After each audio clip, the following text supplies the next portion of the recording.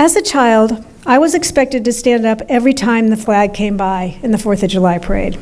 And of course, that was every float, every band, basically everything that went by in the parade. But what my father, my favorite veteran, to whom I lost last week, imbued in me was love for my country, not a land, but a set of principles to live within, and civility. The respect and treatment of communication with others was central to that. We must pass that on. We cannot preserve a country without educating our children in morality and a love for their country. And a big part of that is seeking and speaking the truth, to which tonight's speaker dedicates his life. I learned today that what his father taught him, too, much explains his presence here. John Solomon is an award-winning investigative reporter and founder of Just the News, whose work regularly commands attention across the globe, from President Donald Trump to Congress, from state houses to European parliaments. Over the years, Solomon has exposed the FBI's failures to stop the 9/11 terror attacks, Anthony Fauci's misuse of foster children for drug experiments, and the Biden family corruption. He is also widely credited for unraveling the false Russia collusion narrative. How many months did we have to listen to Russia, Russia, Russia? Right? On his podcast, John Solomon Reports, which, by the way, you should all take out your phones and subscribe to John Solomon Reports, he interviews the most influential and important actors driving today's news. It appears no one turns John down. John has garnered the respect of so many, giving him access to the halls of power for his unrelenting commitment to seeking truth.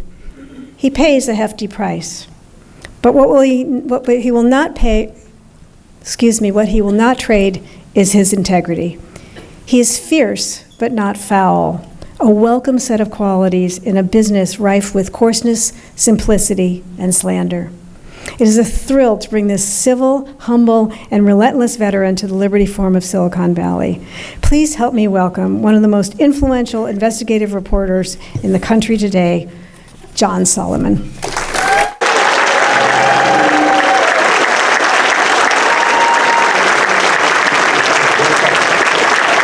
Hello, everybody. All right. Thank you. Oh, stop it. You're going to make an Irish guy blush, which isn't hard, actually, so... Thank you.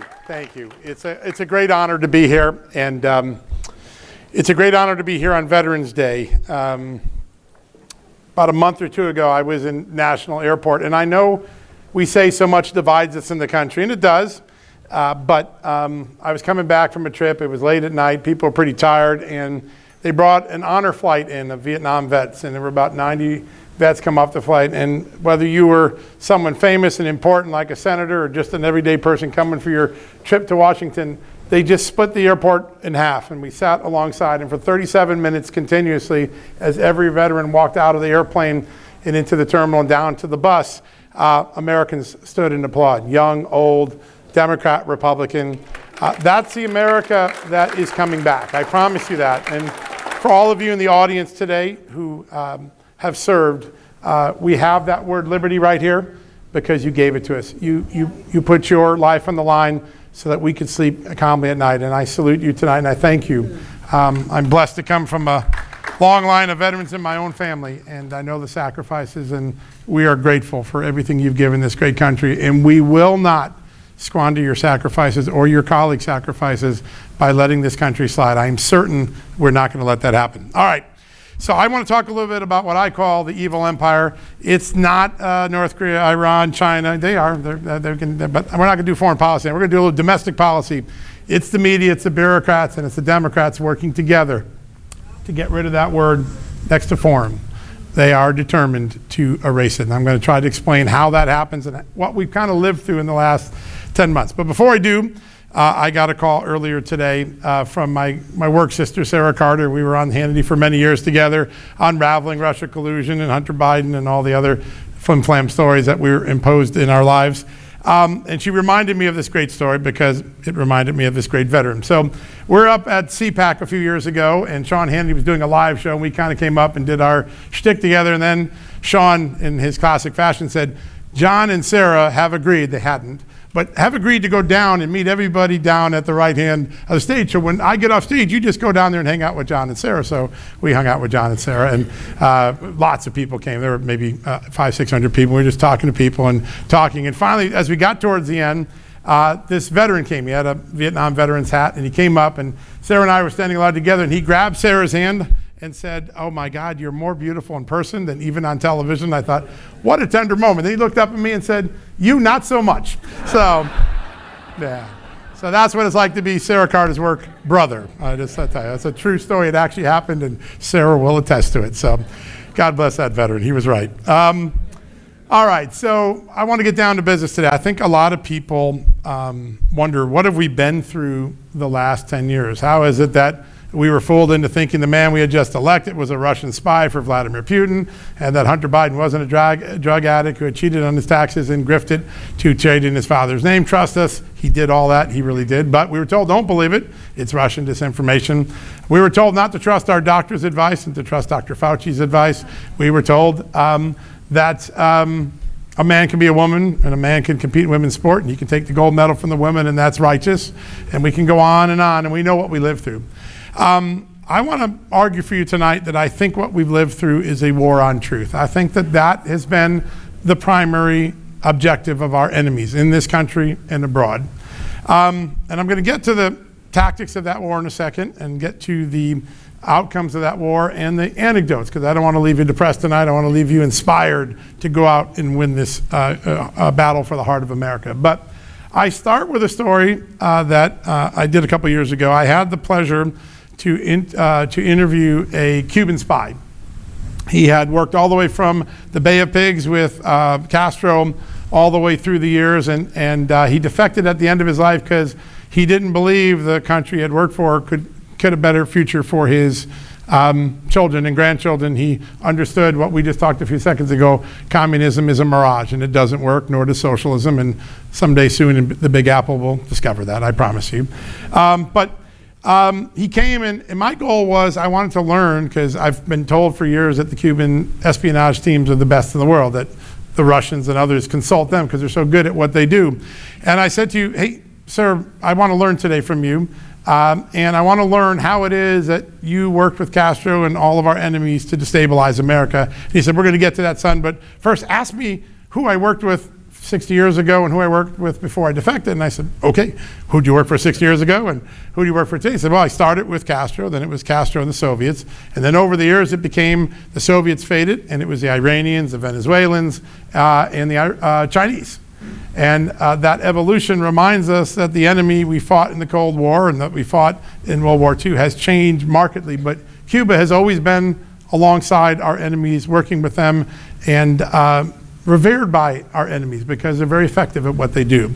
So I said, okay, I got your question, and now it's my turn to get my question. And how'd you do it? And what's your playbook? And he said, we had 5 simple rules in destabilizing America, and I've taught it to generations of Russian, Chinese, Iranian, Venezuelan spies. It's real simple. First off, you're never going to change an old person's mind, so start with the youth of America. Don't worry about people who are set in the way. Get them in their formative stages. So think about that, because we're going to connect these dots in a second to what we've all lived through. The second thing is to create a constant belief that the abnormal is now normal. That's how you destabilize a country. It's called psyops. So yeah, it seems a little abnormal to have a man standing on a women's podium and claiming he won the women's swim race, but we were told that was normal. In fact, that was going to become the new norm in America until Riley Gaines had the courage to say, hell no, we're not going to do that, right? But those notions are ripped out of the Marxist, Soviet, Cuban enemy playbook of how you destabilize a country. It's not normal to have a country be told that you can't listen to your doctor because he's not telling you the truth. Come on, he's been treating me for 30 years. Of course he has. But we were told not to believe that. We were told to believe that a laptop in the FBI's possession was Russian disinformation, even though the FBI knew it wasn't. And we had an election turn on a false promise from 51 intelligence officers who worked for our government. Those are extraordinary things, but they're abnormal. We were told to believe that the man we had just elected in 2016 was a Russian spy working for Vladimir Putin. Now, think about how silly that sounds now. But at the time, I mean, we were told to believe it, and the media really believed it. The abnormal became the normal. When you create the abnormal to normal, you begin to create civil unrest. And part 3 of the playbook is you create a constant argument for conflict against your enemies. That is the 3rd playbook of PSYOPs from this extraordinary and wily old Cuban spy. What does that mean? It means you find a reason every day for 2 people to argue with each other. Maybe it's on TikTok and you get 2 kids fighting. Maybe it's on Facebook and you get 2 older people fighting. Or maybe it's 2 politicians fighting over Obamacare subsidies. You create a constant sense of conflict, and that is what we've been living through. And conflict with young people is the richest outcome for a Cuban spy. If you can create a sense of division among young people before they become adults, they carry that division on, is what this man said. He looked me right in the eye and said this. So now think for a second what your children were going through and your grandchildren were going through in school. They've been taught for the last 10 or 12 years through various forms of CRT, critical race theory, or DEI. By the way, both of those theories were created by the Marxists in the pre-Soviet Union and before. We were told there are only 2 types of people in America, oppressors and oppressed. And you are in a life and death struggle for conflict for who's going to win that battle. That is exactly what the Cubans and the Russians and the Chinese and the Iranians and the Venezuelans would love our country to turn on, that debate. There's a debate going on in the Republican Party right now. I'm a little confused by it. I think there's better things to debate, but some people are talking about, are we pro-Israel, anti-Israel, are we anti-Semitic, pro-Israel? But that's exactly the sort of debate that our enemies would love us to engage in, because then we're not talking about the things that make that word liberty so great. So he got to that, and then I said, okay, so any more rules? And he said, yeah, a couple more, I haven't finished yet. The 4th rule is to constantly create a sense of crisis. All right, you have conflict, but now you have a crisis. So, like a climate crisis. Oh, we love the climate crisis. The Cuban spy said, we love that. We get rid of lots of trees and rainforests that they say they're protecting, as Jane so artfully told us. That's a real story. It really happened. We got rid of 8 miles of a rainforest to protect rainforests in the future. I don't understand that argument for a second, but they did it, and Al Gore, I'm sure, presided after he flew there on his corporate jet alongside of Bill Gates. But crisis is important. There's a climate crisis. There is a law enforcement crisis. There's a crisis of confidence. All these crises that have turned out really not to be crises when you get to the facts are designed to further destabilize the country. And those in our country who create those crises are aided by those outside of our country who have this playbook and have shared this playbook. And then finally, you have to have people with credibility, institutions on the ground that can reinforce all the things we talked about. So I said, well, who are they? Who do you go to? And the first was the news media. How funny is that? I guess the Cubans had a news media, probably not much better than ours these days, but if you can get the news media to go along with all the things we talked about, you saturate it in ways that a government can't do by itself, he said. And he went into great detail about stories they would plant in the media about defectors in Miami and how terrible they were, and people would turn on their family, and it was just perfect. And he'd go through the tactics. And I said, who else? And he said, well, if you're aiming for young people, teachers. You got to have the teachers in your back pocket. And he called them teachers groups. We call them teachers unions. But he knew what he was doing, and he knew who was there. Now, think about what we've lived through, the forces that have been shaping the conflict that we've been in America, the struggle we've been in America, the erosion of our liberties, and that playbook is actually what we just lived through the last 10 or 12 years. It is a war on truth, first and foremost, but it is carried out with these tactics. Now, what is the goal of the war on truth? I've asked a lot of Democrats, what's your goal? And if you ask them to be on the record, you get one statement. If you take them off the record, you find out they have a different one. So I've spent about 10 years studying the Soros Foundation and other large liberal donors, and it is clear to me that the war on truth is designed to start with little truths, like your president really was a Russian spy when he wasn't, or Hunter Biden laptop wasn't real when it was, or the COVID vaccine really wasn't invented in a Chinese lab with American money, though it was. But its ultimate goal is to eviscerate the ultimate truth upon which the American experience is based, and it's the brilliance of our founding fathers. What is it? that we were endowed by our Creator by certain inalienable rights that could not be ripped from us by government. That is the ultimate truth. And I've said this a couple times in speeches last year, and all my former friends in the news media, the legacy media where I used to work, had jumped me for a while, and they, Solomon's lost his bananas, and he's a conspiracy theorist. And then Senator Tim Kaine did me a big favor. He's a Democrat, but he did me a big favor because he said out loud the truth, which is, no, I don't believe that Americans get their liberties from God. They get them from government. He said it the other day. I thank Senator Kaine because I was able to write all my friends in the media and say, look, he agrees with me. It is the truth. It is the truth. What the ultimate goal here is to rewrite the American experience and to get rid of the inconvenience of the Constitution, to get rid of the freedoms that the men and women that stood tonight gave their time and service for. It is an epic struggle, and it is playing out before our eyes. Now, it's scary, and when you hear the tactics and you learn what's happening, you get even more scared. But at the end of the day, the greatest gift we still have is the mass of humanity sitting in front of us tonight, and in every place in America, there's another group just like you, itching to get the America back that it used to have, and making sure that before they hand off to the next generation, they succeed at that. That is the great obstacle. Now, it is an obstacle to Democrats, but they have moved in a direction. I'm not particularly partisan. I've never voted in an election because I made a commitment that if I was going to be a journalist, I wouldn't make the ultimate expression of voting for someone, because how could I vote? How could I cover someone neutral if I voted for him? So I haven't voted. I don't know what sort of voter I'll be when I grow up. My wife thinks she has figured it out. We'll see. I don't know. I haven't figured it out. But at the end of the day, I can see whether I vote or not that the country has slid towards something that we hardly recognize in some places. Not everywhere. There are lots of bright spots too. But the left has won some pretty significant battles, and the reason they won is that we were pretty busy. We're out trying to make ends meet and deal with inflation and other things, and meanwhile, teachers' unions swept into our school districts and changed the curriculum and told our children for 2 consecutive generations that America is a place to be ashamed of, that we are oppressors, that a global government is far better than an American government, that Palestine is more righteous with its terrorists than Israel with those who have tried to fight against tyranny, that 9/11 really wasn't a big a deal and the Holocaust might not really be true. These are truths that were embedded in our children, and by the way, it didn't happen in college.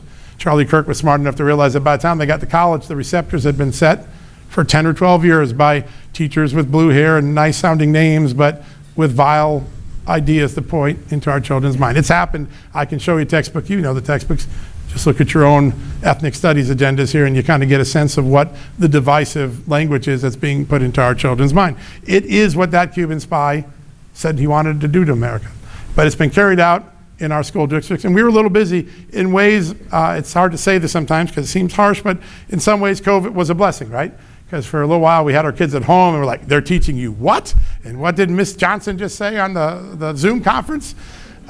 It was a blessing in that regard, but we have not fixed it. We've signed executive orders, we've passed laws, but on a daily basis, the teachers report to their unions, and their unions are rebranding DEI and CRT, and they're just calling it something else now, and they'll call it again something else, and we'll outlaw it, and we'll outlaw it, and it'll keep changing because those who they report to, and by the way, I'm not criticizing teachers. My teachers are fantastic, and my son's teachers were fantastic. I have a special needs son, and those teachers gave enormous efforts to make him into the young man he is. But the unions and their political masters in the leftist part of the political spectrum do not have the interest of America at heart. You can just look at what they say and do. Some of the first people to defend the assassin of Charlie Kirk were teachers. Go back and look at it, or do this clip job. It's actually kind of shocking, though not shocking for me. I'm not declaring a war on teachers, but I want to declare a factual basis that what's going on in our schools couldn't have been done if the unions didn't grab control of the agenda from you, the parents, and then scoff at you when you finally showed up at school board meetings to challenge it. It's ripped out of the Cuban, Russian, Chinese, Venezuelan, Iranian, and I can go on playbook. It is. If you want to restore it, you have to win that battle. You have to win it at the school boards, but you have to win it in your own classroom first, because your child is the first target of this propaganda operation that has been imposed on America for years. Now, again, there are probably teachers in the room, and I love what you do, but many of you have gone through these DEI and CRT trainings, I'm sure. It can't possibly feel right to you that you've been asked to pass that on to a child and to confuse a child, that you are either an oppressor or an oppressed, and for the rest of your life you should be distrustful of the person sitting next to you because they could be your oppressor. That's not the America we grew up in. It's not the America that we're fighting to save, but it is the war we're in. We're in that war on truth right now. Now, that is all very depressing, but it's not the end of the story. The end of the story is yet to be written. That chapter will be written on our generation's time. Everybody in this room will play that role, and how it will turn out, nobody knows yet. But I do believe that our founding fathers created a government that could withstand this tyranny, that could withstand this assault on liberty, that could withstand this poisoning of our children, that could withstand, this is what will be coming up in my reporting soon in the next few months. Those who have been fomenting hatred here on American soil have been consorting with those on the outside who want us to fall without ever having to fire a bullet. I'll just tell you one anecdote. This is true. We've reported it. We did a lot of work before we reported. About 14 miles from where Charlie was assassinated just a couple of months ago, my good friend, there was a group, I think it was called Armed Queers for Salt Lake City. Now think about this. You're in Mormons territory, and you have a group called Armed Queers for Salt Lake City. And where did they show up 2 months before Charlie Kirk was assassinated? They were sitting in Cuba with the Cuban regime. We have their video footage. Our government gave that visa, let them go there on the Trump administration's time and consorted with our enemy right in front of our eyes, and then they came back. Now, there's an irony to this. There are often on the left, gays don't get treated very nicely in Cuba or in the Middle East or in all the places where you see the left argue for sympathy. But the Cubans know that, and they don't really care, nor do the Russians or the Chinese or the Venezuelans and Iranians. But what we're going to begin to see with the work that Attorney General Pam Bondi has set out to do, that the Treasury Secretary Scott Bessent has set out to do, that FBI Director Kash Patel has set out to do, is to trace the connectivity from those on American soil carrying out these arguments and these battles in front of our eyes to those overseas who wish to foment and speed up the demise of America. You'll see the money flow from foreign powers to nonprofits, nonprofits to nonprofits, nonprofits to nonprofits, to unions, politicians, and so the money goes. The simplest rule of journalism is follow the money, you'll find the answer, and I think we're in the process of doing that. Now, all of that, yeah, it's a good thing. Yeah, listen, you can't win the war until you know what you're fighting, and I feel like the last few years have given us an opportunity to know what we're fighting. We understand now what went on in the school system. We understand what went on in the FBI, the CIA, and the Justice Department.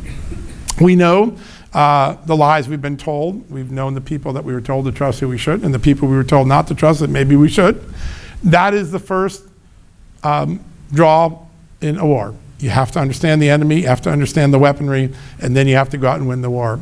I believe we're in that moment now where America's pendulum is swinging back. We swing pretty far out to the left, and it's going to come back. Our challenge is those two generations of children who went through that education propaganda system are predisposed to the arguments that are still being put out on TikTok or in the Democratic Party ads and in other places.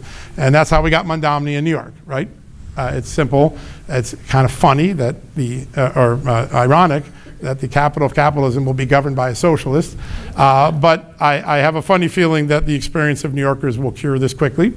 And the great flight of economic flight will wake up New York quicker than anything you and I can say tonight. But why did young people vote in such droves for a man who has such hideous friends, terrorists who are his friends? He hung out with an imam and praised an imam and accepted his help, who was a unindicted co-conspirator in the 9/11 case. A lot of the young people who vote don't even know, in that race, don't even know what happened in 9/11. It's one of the most remarkable things. Only 11 school districts currently, school districts mandate teaching what happened on 9/11. We're only 24 years removed from it. We don't teach it. Instead, we glorify the people who blow themselves up in the name of whatever cause they have and say those are the righteous people and those fighting for law and order are the bad people, the oppressors. That generation is going to need some time to get over what we kind of crammed down their throats and into their minds. But all of us here today have an opportunity. We have children, grandchildren, nephews and nieces. We all have the chance to begin the conversation, and we've been given a gift on the calendar because our 250th birthday is around the corner. And most of the things that we'll celebrate on this 250th birthday of America have not been taught to our children. The most shocking moment I've had in my time in Washington, D.C., I've now been there 34 years, is I took my son who had wanted to go to the National Archives. He's autistic, so we picked a quiet Sunday when if he was loud, it wouldn't matter too much. And we walked in, he wanted to see the Declaration of Independence. He had just watched the John Adams series with me on HBO. He really liked it. So we went there. It was right at the beginning of the Biden administration. And there, sitting on the most precious document upon which that word is founded, the Declaration of Independence, was a warning sign. This document may be triggering and harmful to some people. Your National Archives posted that note on the document that gave birth to the greatest country this planet has ever known. So I said, okay, well, maybe someone had a bad day. Let me move over to the Constitution. The same note. All right, let's go down the line. I want to see the Magna Carta, same note. These are the historians in the National Archives that work on your dime, and they have, like the teachers and others, sought to poison the notion that liberty is a good thing. Why? Because as Senator Kaine said, the goal is to get you to think in the near future that only government will give you your liberties going forward. That is the goal. And it has played out in my career in so many ways. What have been the tools? We know what the tools are because we lived through them. It started with the great ridicule of Jon Stewart, by the way, who's a wonderfully funny guy. He really is a funny guy. He's liberal, incurably liberal, but he is funny. And I had the pleasure back in 2011 while working at Newsweek to confront him and say, I think you're wrong about the war. You don't understand, sir, that your jokes and your constant railing on the soldiers who are fighting in Afghanistan and Iraq are harming them, and you're demoralizing them. Say, that's not possible. You know, I'm only objecting to the George Bush war policy. I'm like, I don't think they do, sir. He went on a USO tour at my boss's request, and he came back a changed man because for the first time, he looked at the men and women in the front lines of that war and realized they weren't enemies, they were good people. And from this day forward, he's always been a USO ambassador. Getting on the ground taught him the reality. What does that tell you? The war on truth's greatest anecdote is truth. If you want to win this war, we have to inject truth into our communities again. We have to restore the notion that America is a noble country. Not perfect. Hey, we've had some bad chapters. We know that. But it's a noble country, and it's built on that word right there. We can't abandon that word, no matter how hard the left and our enemies want to do it. Liberty is the ultimate foundation of this country. So the first tool was humor, and Jon Stewart did it good, and ridicule was good, and the young people grew up in the Comedy Channel, and they kind of turned into funny leftists. And then that didn't work because Donald Trump won in 2016, and so then it became censorship. We're going to censor people. It's kind of funny. I've been a journalist. I've won every award I can imagine winning.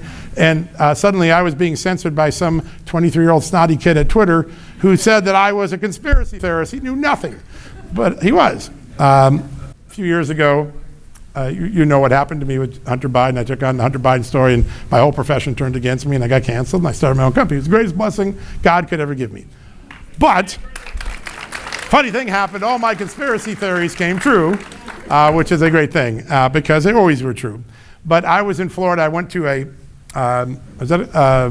giving a speech out by Mar-a-Lago, and I went to go get some Chinese food late at night. I was tired, and the guy walked in, and if I go to New York, no one notices me, but if I go to Florida, you get noticed a little bit. So the guy looks at me like, you're John Solomon. I'm like, guilty as charged, I really am. And he said, wait, I got something for you. So he runs to the car while I'm putting in my fast food, and he comes back and he has a t-shirt, and his t-shirt says, all my conspiracies came true. That's why Donald Trump is going to be the next president. That's what he wrote. So what does that tell you? The masses of people, no matter how much the news media have told them they're foolish and dumb and stupid to believe our lies over your truths, they figured it out.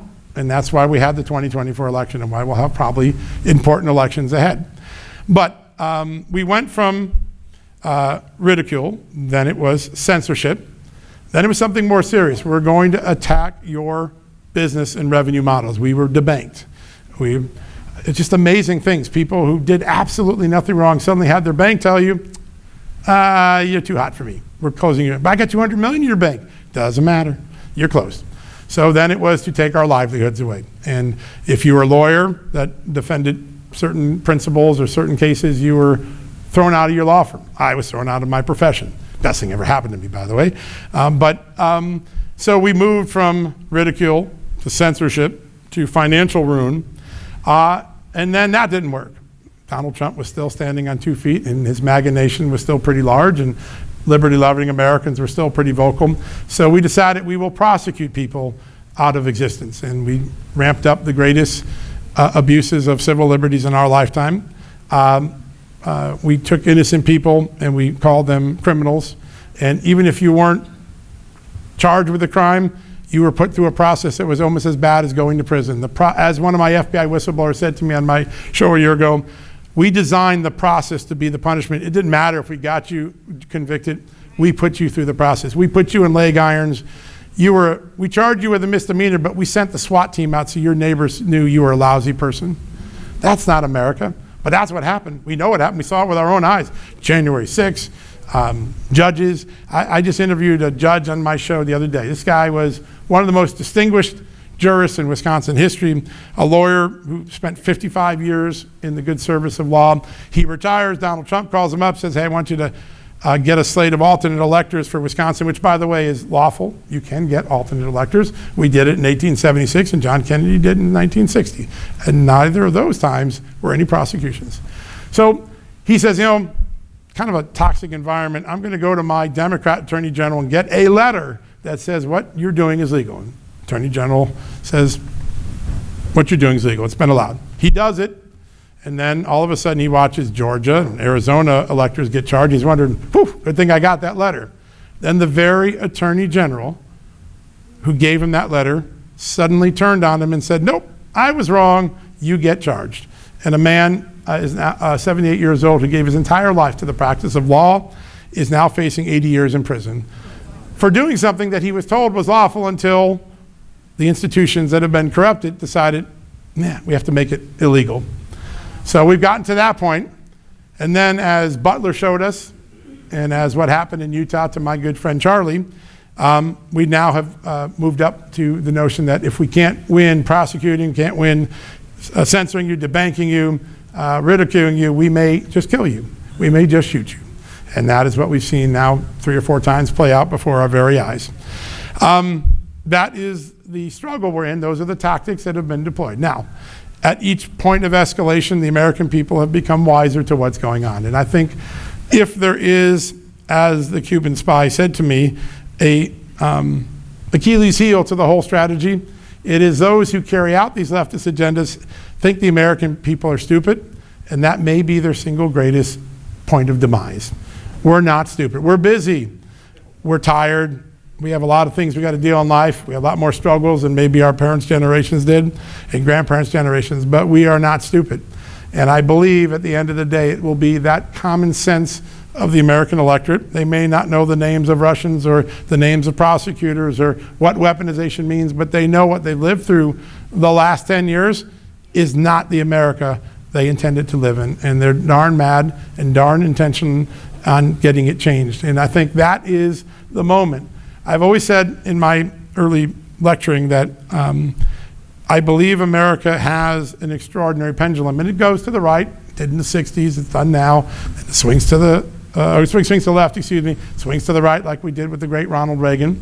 And then the gravity of the people have a way when it gets a little too far out there, it pulls it back. And I think we're in that correction of the pendulum right now. Now, the forces that are fighting to keep the pendulum out where it is or even move it further out to the left of Zoran Mandami, they have a lot of money, they have a lot of fervor, they have a lot of foreign enemies assisting them, and so the struggle is going to be a big one. It's going to take some time. It's going to be hard. But if you remember this tonight, if you remember only one thing from what we talk about tonight, the greatest antidote to a war on truth is more truth. And every one of us here is a vessel of truth. You can tell your children that, yes, in fact, we were founded on liberty, and no, the government doesn't give it to you, your God gave it to you. That is a powerful message because they haven't heard that very often in their formative years with the people who spent more time than you do. I mean, the truth of the matter is teachers spend more time with your kids during the day than you get to sometimes. We have to start delivering those truths day in. No, it's not okay for a man to sit on a women's podium, pretend he's a woman, and take the gold from the hard women who worked in that sport for years to get the chance to be on that podium. That's just not true.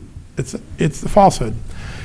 That is the first shot we must fire, and we're beginning to fire it every day. And the more we speak truth, the more it seems as though the country is starting to awaken. Now, you'll say, okay, I thought it did in 24, then Madami happened in 25. I'm confused, John. I'm kind of confused too. I don't quite get what New Yorkers did, but I think I get it, which is for most of the last year, Republicans have talked a lot. Now, President Trump has done a lot, but the rest of the Republicans in the local and city and state and Congress, they still a bunch of do-nothingers mostly. Sorry if there's any former members of Congress here, but you really aren't that good at your record lately.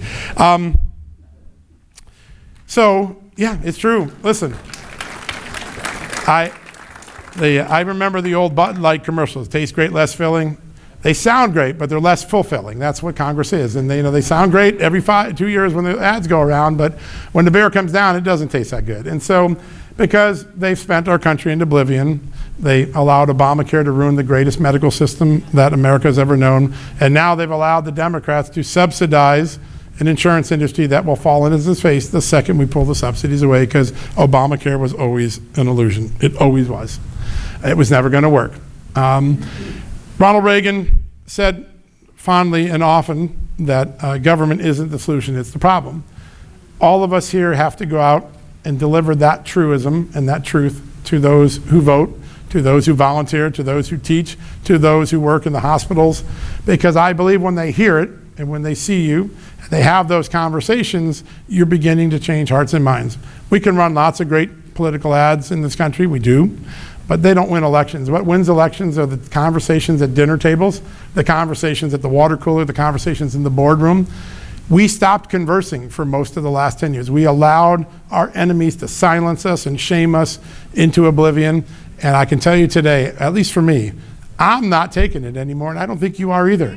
We are prepared to have the conversation. That's what Charlie Kirk died for doing. All he did.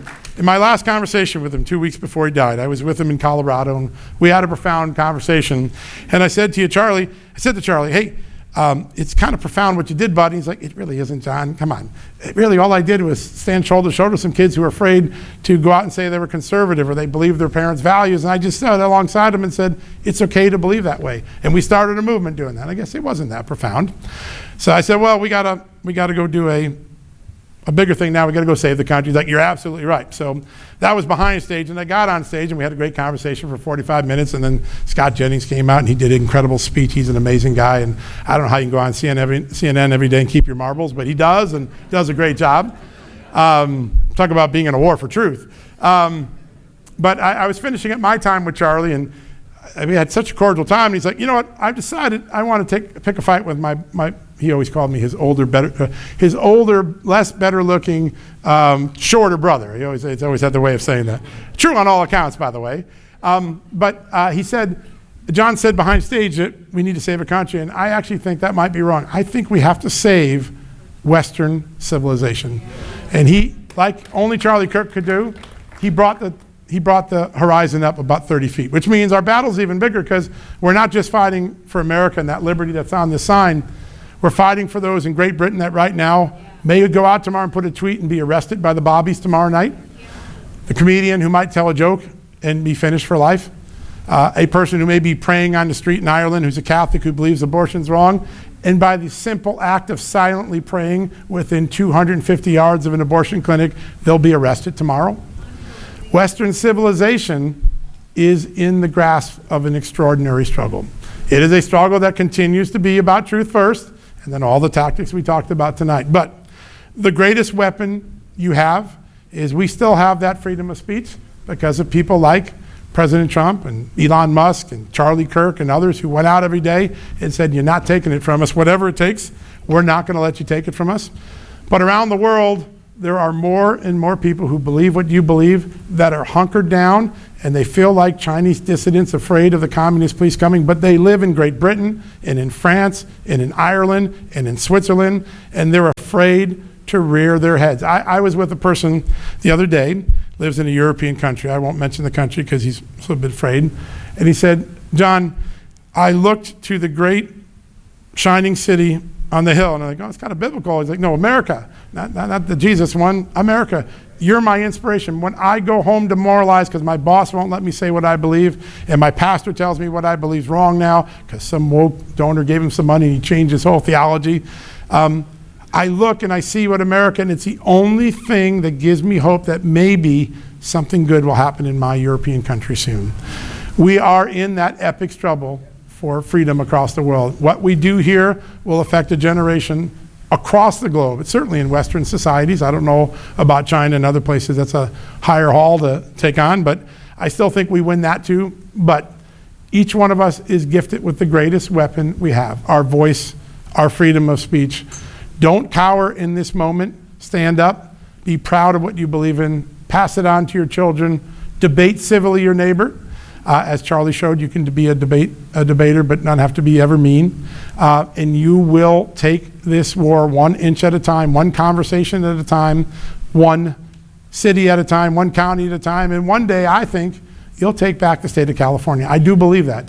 The greatest thing about California is it's about to go through the looking mirror. It's going to go through the looking mirror phenomenon. There's nothing more uncomfortable than having someone run for president from your state and the rest of America go, you did that in California? No way. That's going to be one of the greatest antidotes to what you've suffered through the last 30 years since Ronald Reagan and left this great planet. I want to finish with a little anecdote. I only got to meet Ronald Reagan once at the very end of his presidency, but many years later, I had an opportunity to meet George Herbert Walker Bush at the end of his life. He had just been diagnosed with Parkinson's. He was wobbly, not feeling well, but I wanted to tell a story that nobody knew, that Reagan had secretly sent George Bush to the jungles of El Salvador to meet with the Contras. No one in America knew that their vice president left the country and was in a war zone. He flew in with a helicopter, 6 guys, and Ollie North was by his side. They played poker in a burnt out shell of a home. The night before, they flew on an Apache, and George Bush told to the Contras, if you kill one more Jesuit priest, Ronald Reagan will rain hell down on you, and you'll never forget America, because the last thing you will see is a bomb with the words, made by America. And he delivered that message, and the Contras backed off. No one knew that story, but the great gift of that trip to see George Herbert Walker Bush wasn't getting that story, writing that story, telling the heroism of this man, or the courage of Reagan to send his vice president into a war zone. It was the story that he told me about why Reagan picked George Herbert Walker Bush. Now, some of us are old enough, some of you aren't, so I'll give you a little history lesson. The 1980 race was pretty nasty. George H.W. Bush was sort of running to the left of Reagan in the Republican primary, and all the most terrible terms you can come up with Ronald Reagan were invented by George H.W. Bush. He called him Bonzo the monkey. He called them voodoo science, voodoo economics. Was not invented by the Democrats. So Bush spends an entire 8 months unloading his political artillery on Ronald Reagan. Then Ronald Reagan has the grace to say, the man who just smeared me is going to be my vice president, because that's how you bring a country together. And I thought, it's a profound moment. And George H.W. Bush was absolutely convinced that Reagan was going to pick Ford, because if you remember, Ford was trying to make a comeback and come back as the vice president to Ronald Reagan. But he got the call the next morning. Governor Reagan said to him, meet me at the restaurant. We'll get this plan together and we'll be on the road after the speeches tonight and we'll get going. And so they're there, and Ed Meese and the whole Reagan team is there, and you're going on this train, you're going to go stomp here, you're going to have this, these are your talking points. And then they get done, and Governor Reagan asks everybody to leave the room except him and George, and this is George H.W.'s account of what happened. George Bush said to Governor Reagan, Governor, is there anything before I head on the road that you'd want me to know before I get out there? And he said, George, I think you're going to understand this. You're a military man. This is going to make sense to you. If you ever pull the pin on a hand grenade in our foxhole ever again, throw it on the other guys. There's a lot of wisdom in that statement, because Democrats are very good at not fighting with themselves, and Republicans are really good at fighting with themselves. We spend more time arguing about which language in a bill should go through and less time telling the American people that the Democratic Party is stealing that word and their economy and all the other things that make our young generation so disillusioned. So I end this little talk before we open up for some questions with the wisdom of Reagan. We need to not fight with ourselves right now. There is a greater enemy and a greater threat. It is an existential threat to the American experience, and how you answer it here and how people answer it in Wisconsin and Arizona will decide the fate not only of the next 20 or 50 years of American experience, but probably Western civilization, as Charlie was so brilliantly able to see as a 32-year-old young man. Fight the other people, fight the mistruths. We will win this war, I promise you. With that, I think we'll open up with some questions. Thank you. Thank you.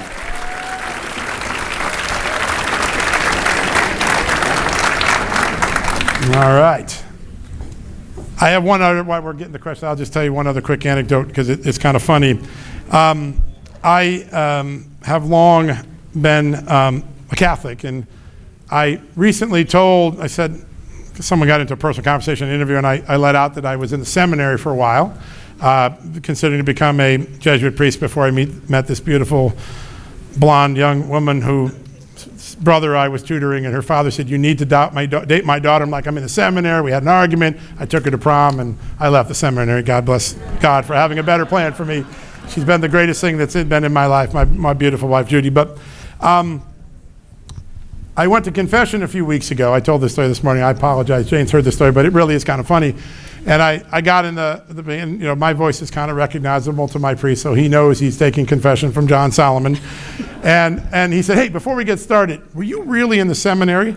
And I said, yes, Father, I was for a little while until I met Judy. And he said, all right, 50 Hail Marys. And I'm like, what are you talking about? Like, there's no chance you were in the seminary. You're lying. 50 Hail Marys. I'm like, haven't you confessed my sin? Nope, I know it. So yes, I was almost a priest, and I haven't finished my 50 Hail Marys. I'm on 47, so I'm close. All right, with that, let's go to some questions. John, I know this is going to come up here in a second, but the perennial question is will there be accountability? You know, you're in conversation with the varsity players. What is the mood regarding justice? It's going to happen. There's going to be wailing and crying, and ironically, the Democrats will suddenly be worried about weaponization of government. That's kind of funny and rich, actually, when you think about it. James Comey is indicted. John Bolton's indicted. Letitia James is indicted. I think John Brennan has a one-way ticket to an indictment soon, and others will be coming. It won't be as satisfying as we all know we deserve in the American public, but we'll get enough of them to start to create a deterrent, I think. Whether they're convicted or not is another question. It will depend on the strength of the prosecutors and the ability to tell the story. It's so important in modern society. I teach a law class at Georgetown in George Washington, which is a real racket because I'm not a lawyer. There's got to be a fraud statute against it. But I come in once a semester and I teach, and I said, in the modern era, cases are won in the court of public opinion before they're ever tried in the court of law. So your friends on the left in this wonderful blue state are going to tell you that James Comey did nothing and he's a terrible victim of a vindictive, mean President Trump. By the way, President Trump is vindictive and mean. He really does want this guy to go down, so let's get that on the table. There's no need to sugarcoat that. But that's not why James Comey's indicted. He's indicted because he testified twice to something, and his emails and his notes show that what he told Congress was false. That's why he's indicted. Those are sort of things when you have your conversations, read Just the News for a second, go out, tell someone, help them understand that this isn't what they did to Trump. This guy actually lied to Congress, and he thwarted Congress from getting to the truth. But there'll be some. The strength of the case will depend how well the storytelling goes in the court of public opinion before the jury gets there, because the jury will be there. I think James Comey will face a superseding indictment accusing him of leaking or authorizing the leak of classified information. That will be impactful because he's going to be tried in Northern Virginia. And do you know what's in Northern Virginia? The Pentagon. people who are paid to keep secrets, and they don't like people that give our secrets to our enemies. So I think that that could change the jury pool a lot. He won't just be a liar, another liar in Washington, because Lord knows we have plenty of them. He'll be a guy who leaked national secrets to gain some political advantage at a sensitive time in his career. That could change the case. So, but there'll be about a dozen indictments if everything goes. The case is moving to Florida. That'll give us a different jury pool. They're going to look at it as a grand conspiracy case. And the final act of the conspiracy will have been conducted. This story broke just a few weeks ago. It's really important that you share this story with people. The final crime in the conspiracy is 4 days before Donald Trump took the oath of office as the 47th president in January. A bunch of FBI guys went in and started shredding documents and putting them in burn bags and trying to get rid of them and hide them from the incoming administration. Now, you'll hear your Democrats friends saying there is no grand conspiracy. It's not tied together. There's no connection between January 6th and the IRS. And okay, so they're going to tell you that. You got a compelling argument. Just ask them, why were the FBI guys in there shredding January 6th, Russia collusion, IRS, and Hunter Biden documents? If they can answer that question, I'll give them the ground that there's not a grand conspiracy. Those guys, by walking into that room and getting caught, and here's why the documents didn't get destroyed. Some FBI agents told them we burned them and then left the burn bags unburned so that Kash Patel could find them. There are patriots in our government still to this day. That's pretty cool, isn't it? But what makes that event so easy to understand is that people get a cover-up, they get obstruction, they get shredding of documents. It makes everything else with the Russian names, the Ukrainian names, and all the confusing stuff a lot easier. All right, if those guys were burning something, they were hiding something, and let's get rid of all these bunches.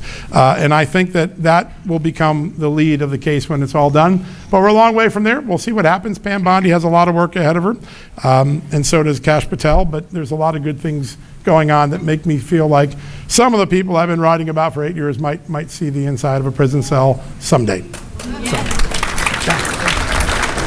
all right. I'm going to follow up with that because there's a question from the audience about what do you think how Barack Obama changed the intel community, and will he be indicted? No, he won't be indicted. That's all Donald Trump's fault. He went to the Supreme Court, got immunity, good ruling probably. So ironically, Donald Trump says this, I actually may have protected Barack Obama. It's true. The immunity ruling is pretty impenetrable. If Barack Obama's hauled before a grand jury and he lies, he could get charged for that. But he's not going to be the guy charged with presiding over this scandal, but he was at the heart of it. And I just want to remind people, because this story's come out in so many fragments, it's hard for me to keep it together. Barack Obama was told on July 28th, 2016 by John Brennan that Hillary Clinton's people were intercepted, acknowledging that Hillary had approved a plan to hang a fake Russian shingle on Donald Trump's campaign house and portray him as a fake Russian spy, not true, so that they could get out of the email scandal. The President of the United States knew that. John Brennan knew that. James Clapper knew that. And we now know, because the notes that weren't burned by James Comey, though he testified to the contrary, also showed that James Comey knew that. Now, why is that significant? Because Barack Obama then sits for the next 6 months and allows his FBI and Justice Department to pursue a bogus case against President Trump, ripped right out of the Hillary Clinton playbook that they had just intercepted. He presided over this. And then when it didn't work, when Hillary lost the election anyways, because the American people were smarter than the establishment news media who sold us the story, he then convenes a meeting on January 5th, 2017. This is an extraordinary meeting. I want to remind people, the Republican Party turned on Richard Nixon the moment the tapes came out, and they learned that their president mulled for a moment using the CIA to clean up the mess. He didn't do it. He just thought about it and talked about it. And that was enough to have his party abandon him, and he got impeached and soon was going to be run out of town and left and retired.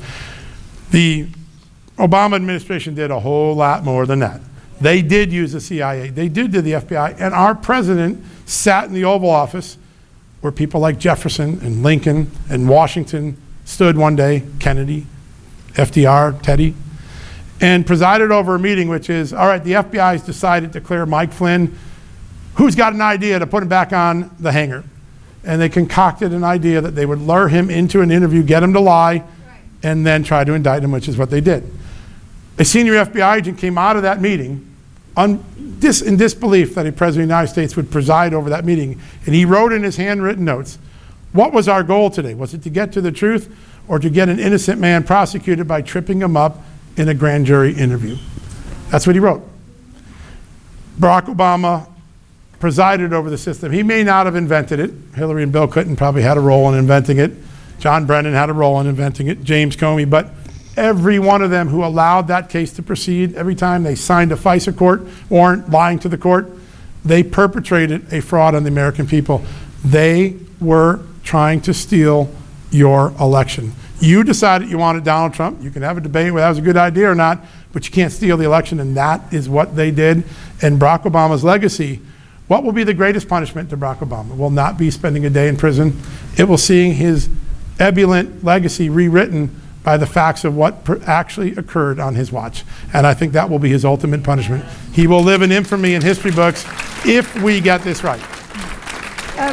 Do you think we'll need military tribunals? Will it require that to prosecute some of these people? I believe in there's no reason to use a military tribunal. I think we can do this in traditional court with good prosecutors and honest facts. No cheating, no fake FISA warrants, and we'll probably get some convictions. We won't get all of them, but there'll be some convictions. Okay.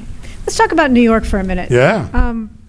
You say that the American people are smart. We shouldn't assume that they're stupid. Yeah. I think that those of us who watched Fidel Mondami sell his magic beans last week, we were wondering. But one of our members offers that 37% of New York is now immigrants of less than 1 year. Sure. And that they probably don't love America because they haven't been taught to love America. So could you talk about how this will affect New York going forward? And I want to specifically ask you, John, about socialism taking root when everybody flees, because when everybody flees, there won't be any money to pay for all those beautiful things that he's talking about, and that's when people will really want universal basic income, right? Yeah, they'll crave it even more.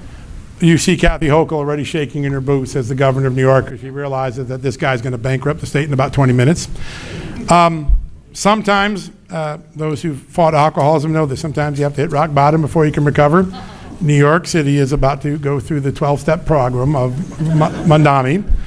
And when they realize what socialism really is, not the romanticized version that these young kids were taught by their teachers, they're going to cry uncle pretty quickly because they'll be broke. They'll be, you may have a free bus, but no dinner tomorrow night. Good deal. Good job on that one.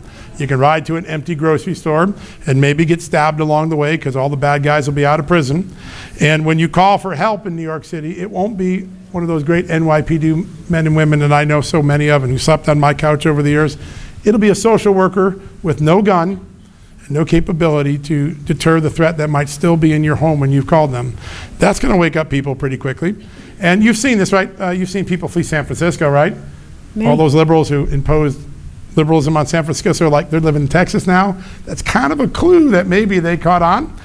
I think a lot of New Yorkers are going to catch on. And one of the great things about New Yorkers, they don't stab you in the back, they shoot you in the chest. And I think New Yorkers are going to come back in a few years and go like, what the hell were we thinking? And I think there'll be a course correction, but it will be painful.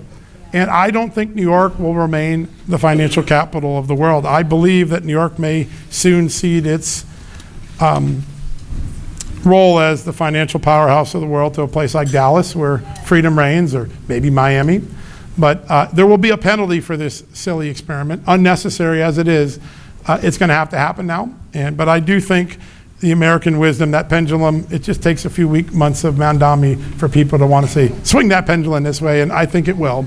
But it will be painful, sometimes humorous to watch. But I don't envy the people of New York, particularly the good, hardworking people that can't leave there. They don't have the money there. And people say, why are all these young people believing in socialism? It's very important for you to understand this. 30-somethings don't think socialism is what you think it is. It ain't the Cuba stuff. It's, everybody gets a few extra free things because things are expensive. We have to re-educate the public that socialism is not what Mondami said in the 8 weeks before he won the election, but what he said the night. Did you ever watch his speech that night? Woo! It was frightening. Fidel's like, I should have borrowed that one. He's looking up into heaven like, whoo, that was a good one.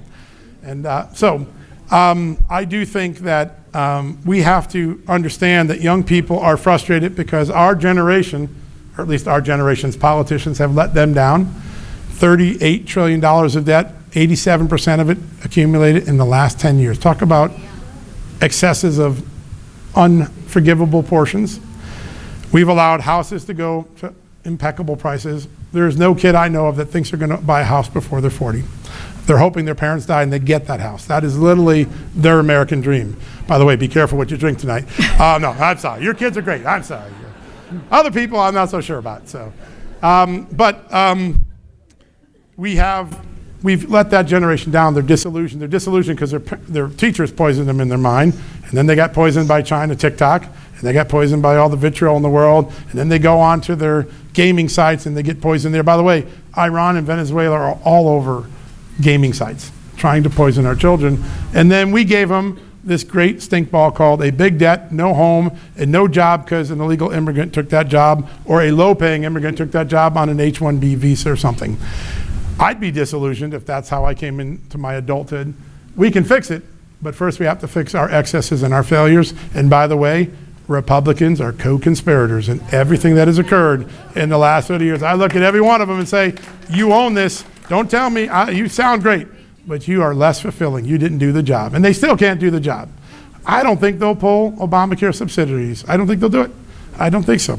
I think they'll chicken out because they're good. Now maybe Donald Trump will take a blowtorch to them and they'll get an ounce of heated courage. But that's why we're there. That's why New York is in that. Those kids know in New York City, you're not buying a home. You're not getting a home. And that's why, hey, I'll freeze rent for 5 years or 10 years sounds great to them because maybe they got a chance when they're 40. Right now they're betting on 60. Maybe they'll get a home they buy on their own. That's not the American dream, and that's not liberty, and we have to fix it. We have to. John, you've shared and you've described infiltration into the education system, into obviously the media. Every one of our institutions has been infiltrated, and we're kind of wondering, how's the lack of trust affecting relationships in your circle? Because we have to assume that the conservative powerhouses have been infiltrated as well.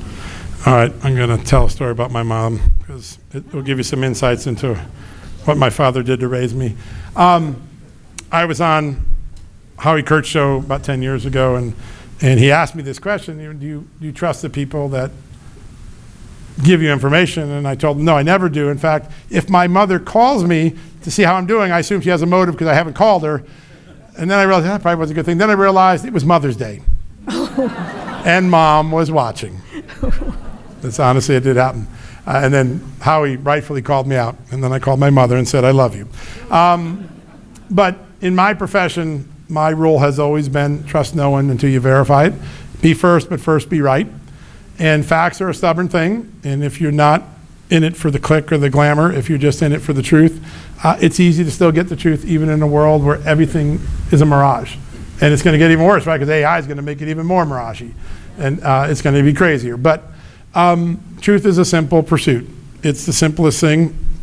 In our religious life, we're told the truth sets us free. Our founding fathers told us we hold these truths to be self-evident. Truth is at the founding of Western civilization, and the more we honor it and the more we propagate it, the more we win this battle. And so I trust no one until I verify it, and then I trust them after I verify it, and then when they call me next time, I don't trust them again until I verify it. And it's a vicious cycle, but some people keep calling me back. Why? I don't know. So. Along those lines, can you recommend a way for us to use, something for us to use as a strategy, or a tactic, or a philosophy for how we get our news? Obviously, you should all take your phones out and you should all subscribe to John Solomon Reports. Thank you. Yeah. It's fantastic. The key now is to have a 360-degree view of information before you make decisions. And we're blessed. We have AI, and we have now on the conservative side as many credible news sites as the liberals have. Actually, we probably have a lot more because most of the liberals aren't credible at all anymore right now. But you know, I read the New York Times every day, and my wife goes, "Why do you read that? And is it to get your blood boiling?" I'm like, "No, I got to know what the other side's saying so I can have a conversation." So read often, watch often, listen often, and then use your common sense. The greatest gift God gave us is common sense. And my colleague, Mark Meckler, and I have two amazing colleagues here today, and Wayne Allen and Dave Diaz. Our third colleague is Mark Meckler. He says, I'm only conservative because truth is conservative. If you tell the truth, you're conservative. And I like that idea. It's a cool idea. But truth is a constant pursuit. And just because you saw it on Facebook doesn't make it true. Just because Rudy Giuliani said it, and I love Rudy, but some things he said during 2020 weren't exactly true, and you have to be called out. Our side lies too. We put out false stories. We do fake things. We have fake news on our side too. So the way you cure that is to read often, listen often, consume often, and then trust the values and the great mind that Americans have. The common sense we have is our greatest gift, and it's the left that hopes you forget that, because that's how they're going to win. If you keep your common sense front and center, you'll decipher truth and you'll foil the plan to overthrow America. I really believe that. Okay. A couple people wonder about the BBC. Yeah. Can it be saved? Nah. Well, it's good entertainment. I mean, listen, I thought it was kind of funny this weekend that they had to admit their story was wrong and guys were resigning. And it's good. It's good that they admitted they were wrong, a little late, a little bit behind on it.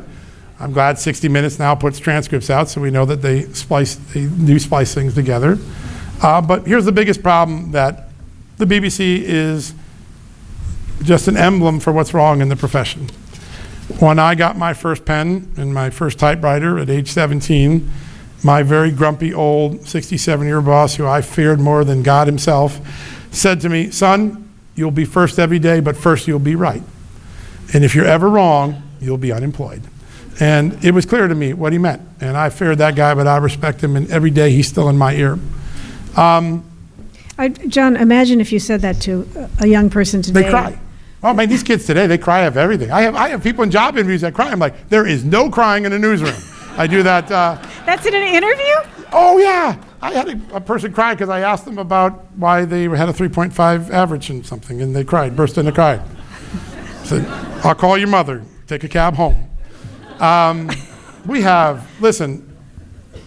some culpability in this. We have pampered our last two generations. President Trump said something to me profound in a private conversation recently. He said, "I'm not sure today we'd have the men and women who would have gone out and fought World War II." Think about that for a second, how profound that is. They might fight a war in a game in their parents' basement, but they aren't going to put the helmet on. Why? Because they were told our country's not righteous. 2, they're out of shape. They would die going up the first hill. 3, their teachers have told them the enemy's the good guy, so they're going to defect. We have to reverse that. If you have a kid living in your basement and he's 30 years old, be Archie Bunker and kick his or her ass out of your house. You're doing them a favor. My father was an Irish cop, and when I went to school, he said, "It's been nice knowing you. When you come back, you pay rent." And I said, "Yes, Dad, I will." And by the way, he was the most gracious man. But wait, ladies and gentlemen, that's what happens when a father says that. Look at that. Look what John Solomon did with that. My father is the wisest man I've ever known, and he's been gone a year, but he never has left his voice. He had 3 simple rules. 1, do the right thing whenever you can. 2, always tell the truth. And 3, when you look in the mirror and you're shaving in the morning, if you're not happy with that man, don't go another hour. Change course. Do not satisfy for anything but what you would be personally proud to say is in that mirror. And every day when I shave, I still think of that. Our children got a pretty good life, but they do need some hard truths. And some of the truth in the war on truth is maybe telling our children some things that they haven't been told yet. But war's hard. The future is going to be hard. Our enemies are determined, and it's time to toughen their butts up a little bit and get them on a path to greater success. And that is something that Mandami is trying to tell them they don't need to do. Give them an antidote to that. Yeah. Well, speaking of that, there are a couple of questions about teachers' unions. How can we change the influence that they have over our children's education? I think at some point there'll have to be a racketeering lawsuit against the NEA and the ATF. You have to treat them as a civil racketeering organization. Again, I love teachers. I watched extraordinary men and women along with my amazing wife, take a child who was told he would never talk and walk, and he walks and talks because of the relentless day in and day out commitment that these teachers had to my son. I went to work and they molded him into something his doctors told him he couldn't be. So I'll never criticize a teacher as a teacher. I will criticize them if they try to poison my child's mind or your child's mind. But these teachers' unions are part of a racketeering conspiracy to defy your rights as parents, to tell your daughters they can become men without your permission and your men to become women without your permission. And if you don't believe it, I can introduce you to hundreds of parents that have gone through it. They have to stop legislating their morality and their politics on our children and going back to just teaching us the things I learned. The reason our children are so incapable in the adult world today, and they really are, when you look at it from an overall statistical standpoint, the millennial generation is the most disastrous generation in America. They're incapable, dysfunctional, gender confused, American confused, anti-American, pro-Palestinian, pro-terrorist, I can go on. The good news is that their younger brothers and sisters in the Zoomers generation watched them and said, I ain't becoming that. And so the Zoomers are turning to the right, and that pendulum has swung. But the millennial generation is in dire straits. And it's because they are victims of an education system that was hijacked by ideologues and not educators. Until someone sues them in a place like Florida and Texas and treats them like a racketeering organization, they will go on undeterred. They don't care. They'll wait out Donald Trump. They'll wait out the education secretary. You sue them, you take their livelihood and their money away, and you decertify them under the power of a court with strong and real evidence, not fake evidence. You'll be the shot heard around the world, the best one since 1775. Thank you. John, can you explain a bit more about the insurance scam that you wrote about today? Yeah, it's important, right? Yeah. Republicans were given a gift in the 2025 election because the government was shut down 5 weeks before the election. The Democrats shut it down.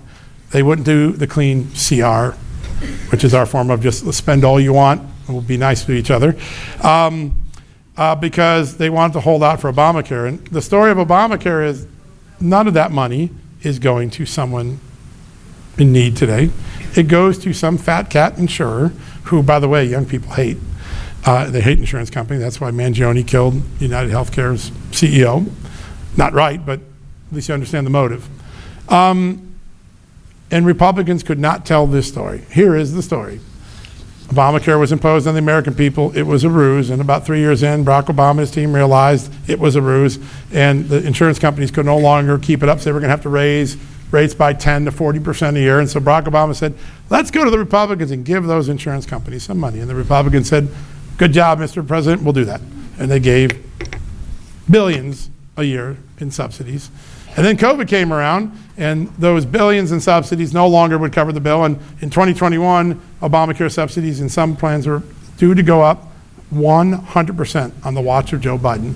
So Joe Biden said, COVID, Republicans, insurance companies need some help because they're being overrun by COVID. No, they weren't. We paid for everything. We paid for the shots, the tests, the treatments. It was a great ruse. And so now we gave them hundreds of billions of dollars. Our story today not only tracks the movement of money, but what happens. In 2010, 80% of health insurance executives' money went to one party. Nope. Republicans, because at that time they were a free market, right? You like Republicans. They're less regulatory, less taxes. In 2024, 80% of the insurance company executives' monies went to what party?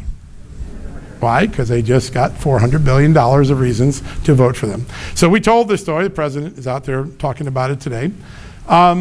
The Republicans couldn't tell that story before the election, and that's why we have Mondami and all the Democratic governors and other things. But it was a gift that just the Republicans couldn't tell that truth. Maybe because they're not even sure they knew what they did. I don't think they knew what they did. I was telling members of Congress on my show, like, you know that those subsidies are the single driving part of their profits. Like, no, there's not. I'm like, oh yeah, take them away. Healthcare insurance companies in 2023 would have been minus 12% on revenue. They would have been underwater by 12% if it were not for the two doses of subsidies that we gave them. They would have been a failed profession. So when you go and you look at the Prop 50 donors, who do you think were big donors to Prop 50? Well, yeah, definitely George Soros. Anything that's a liberal is going to be George Soros. Blue Care Anthem, California, $500,000. Other major insurers. Why? Because they have an existential threat. If they can't get 3 or 4 more Democrats in Congress by gerrymandering the seats, They may lose their subsidies and their ruse is up, and all of them and their really hot, big 10, 20, $30 million salaries in their luxury penthouses and their black cars, gas, carbon ejecting big cars while they donate to climate causes are all up. The gig's up for them. They need Democrats to save their phony, fake marketplace. The president has figured this out, and as you saw since our story, the president said, I'm not renewing these unless the subsidies go to the American people. Here's another thing. 40% of Obamacare payers never, ever use the program, ever once. So we're covering people who don't need it. The insurance companies get to keep those subsidies, even if no one uses the program. It's like Robin Hood. It's just an amazing thing. Robin Hood in reverse. So Donald Trump wants to reverse this. Subsidies only to people they are, we're going to do this. Will Republicans have the courage to do it? We'll see. We'll know in about 3 weeks. But that story is important, and all of you could read it, and I think you could probably explain it better at your water cooler and dinner table and office room tomorrow than any Republican has done in Congress. Mike Johnson's pretty good at it now. But imagine if we had told that story for the 6 weeks before, that it was a big insurance welfare, corporate welfare program that the Democrats were fighting for. They would have folded their cards a lot sooner. So that's why these truths are so important, why speaking truth and spreading truth is so important. It's how these battles are going to be won. John, what would you like this audience to do with the information that they learned from you this evening? When they wake up tomorrow morning, what is your hope?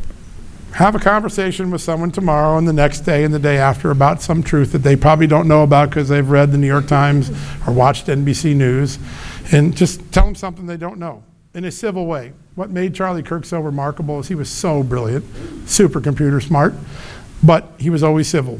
He never was demeaning. We're not going to win this race, this war on truth by being condescending. We'll be more likely to win the war if we're like Reagan. Good on the facts, good on the demeanor. Now, Donald Trump needs to be a bully because that's what Washington needs right now. It needs a good old-fashioned butt whooping. But in our communities here, there's a mom that just doesn't know the things you know because you're here and you care about liberty. Share that with them. Let them know what the kid, don't make them feel bad. Don't guilt them. Don't demean them. Don't call them names. Don't ridicule them. Just give them some facts. I have always found that facts are the greatest antidote to so much of what our country ails from. And every day forward, today, tomorrow, the next day, all the way through the 26th, the 28th, the 32, the 40 elections, however long God keeps you on this planet fighting for freedom, keep sharing facts. Don't assume that your neighbor knows it or that your neighbor is incurable. I have discovered that some of the most incurable liberals were curable. Just ask Bill Maher. He's kind of curable right now. Tulsi Gabbard used to be a flaming, she was running in the 2020 election against Joe Biden. Now she's working for Donald Trump. We can win this with facts and common sense and civility without ever firing a shot, without ever censoring someone, without ever debating someone, because the facts are on our side. We just need to arm our fellow Americans with that. Every day, take 2 minutes and find someone you could share something with, because it's going to be that phenomenon that changes America. Take 2 minutes, John says. In honor of John and your favorite veteran, please take what you've learned here tonight. Please go forth and speak civilly but boldly so that we can pass on the baton of liberty to the next generation. John, thank you so much for your relentless pursuit of truth, excellence in journalism, and incredible generosity in being with you tonight. Thank you for fighting for that word. That's what America's about, that first word right there. You do it every day.